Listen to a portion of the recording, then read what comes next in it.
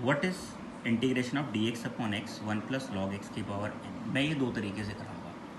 इसमें ना हम देखो, एक तरीका तो ये है 1/x 1 + log x की पावर n। 1 + log x को हम t मान लेते हैं, तो 1/x dx is equals to dt 1/t की पावर n dt है। देखो ये 1/x dx तो निकल के dt में, और यहाँ क्या रहेगा t की पावर n, यानी कि t की पावर -n dt। इसका इंटीग्रेशन चाहिए, तो t की पावर -n + 1/-n+1 है ना। अब t की वैल्यू क्या वो पुट कर दो।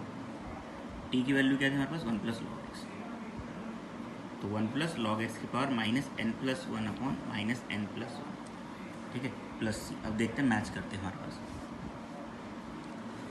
सब में 1 + log x डिनोमीटर में चाहिए, तो इसे डिनोमीटर में दिया 1 अपॉन, अगर डिनोमीटर में लाएंगे तो n प्लस का हो जाएगा और 1 माइनस का हो जाएगा। माइनस का n+1 और 1 + log x की पावर n-1 प्लस। अब देखो 1 + log x की पावर n-1, 1 + log x की पावर n-1 बन रहा है, ठीक है। यहाँ n-1 बन रहा है और हमारे में बन रहा है -n+1। हमारे में क्या -n+1, तो ये वाला ऑप्शन तो मैच नहीं करता। इधर आते हैं, इसमें ऊपर 1 - n बन रहा है, ये नहीं होता, ठीक है, ये भी नहीं होता। अब बचता है ये ऑप्शन।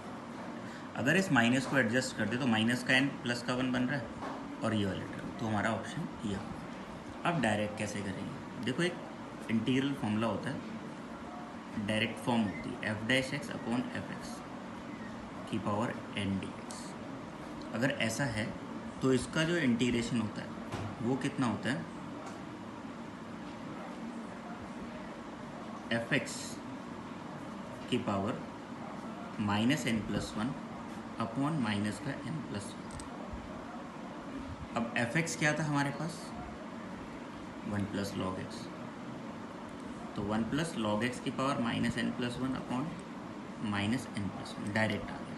यानी कि हम कहाँ आ गए, इस स्टेप पे आ गए डायरेक्ट। अगर ये फॉर्म तुम्हें याद रहती है तो f'(x) अपॉन fx की पावर n dx का इंटीग्रेशन क्या होता है, fx की पावर -n+1 अपॉन -n+1, बस इतना याद।